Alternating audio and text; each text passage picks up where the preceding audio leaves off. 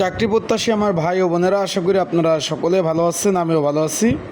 Chief judicial magistrate কার্যালয়, যেটা জেলা জজ এবং তার দায়রা জজ আদালতের যে একটা জনপ্রিয় পদ, বেঞ্চ সহকারী পদ, সকলে অবগত আছেন।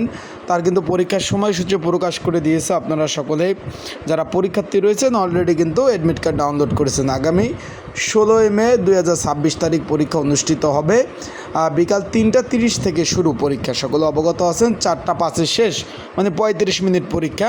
এখন যারা পরীক্ষার্থী রয়েছেন, পরীক্ষার প্রিপারেশন প্রস্তুতিমূলক কমন উপযোগী একটা সাজেশন রয়েছে, সেটা কিভাবে পাবেন, কতটুকু কমন উপযোগী হবে, বিস্তারিত সকল বিষয় আজকে আপনাদের মাঝে আলোচনা করব। কত মার্কের পরীক্ষা হবে এবং কী কী ডকুমেন্ট আপনারা নিয়ে পরীক্ষার হলে যাবেন।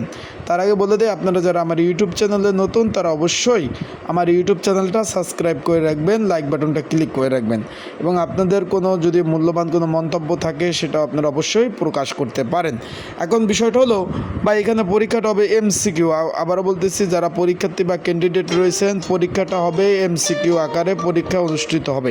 আবারও বলতেছি, যারা পরীক্ষার্থী রয়েছেন, পরীক্ষাটা এমসিকিউ আকারে অনুষ্ঠিত হবে। তাই যারা পরীক্ষার্থী রয়েছেন, পরীক্ষার প্রিপারেশন প্রস্তুতিমূলক একটা সাজেশন রয়েছে। যদি আপনাদের প্রয়োজন হয়ে থাকে, স্ক্রিনের উপর যে নাম্বার রয়েছে, ডিসক্রিপশন বক্সে নাম্বার রয়েছে, পিন কমেন্টে নাম্বার রয়েছে, এই নাম্বারে আপনারা মেসেজ করতে পারেন, যোগাযোগ করতে পারেন। যোগাযোগ করে আপনারা সাজেশন নিয়ে আপনারা কিন্তু পড়তে পারবেন। এই যে নাম্বার রয়েছে স্ক্রিনের উপর, এই নাম্বারে আপনারা যোগাযোগ করতে পারেন। আশা করি বিষয়টা বুঝতে পারছেন। এখন পরীক্ষার হলে কী কী ডকুমেন্ট নিয়ে যাবেন? এখানে পরীক্ষার হলে শুধুমাত্র অ্যাডমিট কার্ড, আবারও বলতেছি, শুধুমাত্র অ্যাডমিট কার্ড, কলম আর আপনার জাতীয় পরিচয়পত্র, এই জিনিসগুলো এগুলো নিয়ে যাবেন, আর কোনো কিছু প্রয়োজন নাই। আবারও বলতেছি, অ্যাডমিট কার্ড, কলম, জাতীয় পরিচয়পত্র এগুলো নিয়ে যাবেন, আর কোনো কিছু প্রয়োজন নাই। আর পরীক্ষা শুরু হওয়ার পর কোনো ক্যান্ডিডেট কিন্তু পরীক্ষার হলে প্রবেশ করতে পারবে না।